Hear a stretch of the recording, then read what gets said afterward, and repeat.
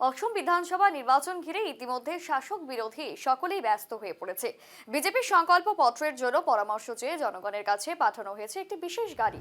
তবে লামডিংয়ে বিধায়ক শিবু মিশ্রের সমর্থকেরা সংকল্প পত্রের জন্য পরামর্শের পরিবর্তে সাদা কাগজে নিজের সমর্থন লিখে জমা দেওয়া শুরু করেছে। অন্যদিকে শিবু মিশ্রের বিপক্ষে থাকা একই দলের যুবকেরা এই সমস্ত কাণ্ডের ছবি সংগ্রহ করতে যাওয়ায় তাদের ওপর হামলা চালানো হয় বলে অভিযোগ। এতেই ক্রমশ উত্তপ্ত হয়ে উঠেছে পরিস্থিতি। অবশেষে ঘটনাস্থলে পুলিশ গিয়ে নিয়ন্ত্রণ করে এবং যদিও পরবর্তী সময়ে 14 জনের বিরুদ্ধে লামডিং থানায় এজাহার দায়ের করা হয়েছে।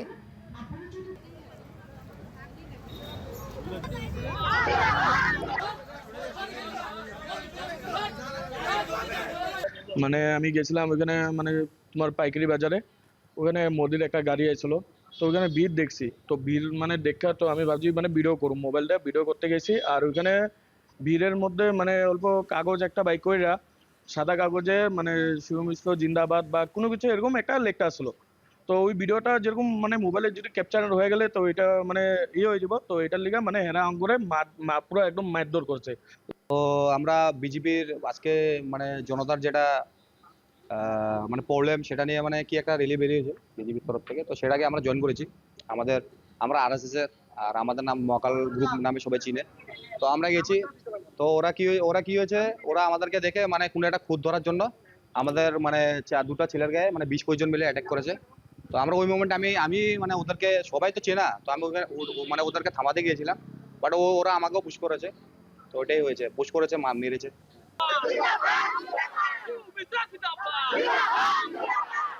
জানবো এই বিষয়ে বিস্তারিত, আমাদের সঙ্গে ধীরাজ জুড়ে গেছে। ধীরাজ, ঠিক বিধানসভা নির্বাচনের প্রাক্কালে এই যে খবর, এই খবরে কতটা উত্তপ্ত পরিস্থিতি এলাকায় এবং ঠিক কি জানা যাচ্ছে?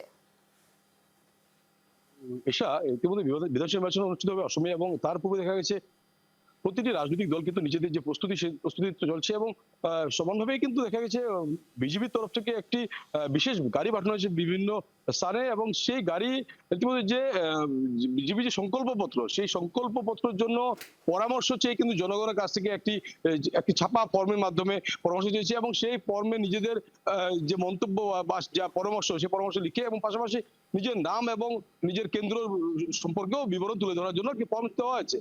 তবে দেখা গেছে লামডিং এর যে পাইকারি বাজার, সেই পাইকারি বাজারে এই ঘটনা কেন্দ্র করে একটি উত্তেজনা পরিস্থিতি। যার কারণ হচ্ছে বিধায়ক শিবু মিশ্রের যে সমর্থকরা রয়েছে, ওনারা কিন্তু সাদা কাগজে সেই ফর্মের বিপরীতে দেখা গেছে সাদা কাগজের মধ্যে শিবু মিশ্র জিন্দাবাদ, শিবু মিশ্রকে আমরা ভালোবাসি বা শিবু মিশ্রকে আমরা ফের চাই, এই ধরনের কথাগুলো লিখে সেই যে বিশেষ গাড়ি, সেই বিশেষ গাড়িতে থাকা বাক্সর ভিতরে জমা দিচ্ছে।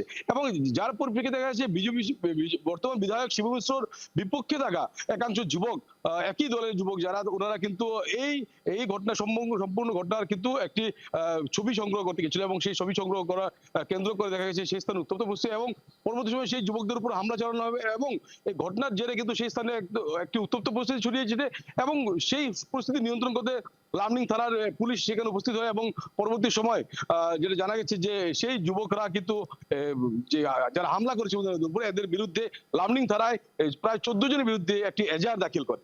এশা, একদমই, অসংখ্য ধন্যবাদ। আমাদের সঙ্গে ধীরাজ জুড়ে গিয়েছিল। ইতিমধ্যে 14 জনের বিরুদ্ধে এজাহার দায়ের করা হয়েছে। ঠিক কি পদক্ষেপ নেওয়া হয় এবারে, সেদিকেই কিন্তু তাকিয়ে রয়েছে তারা।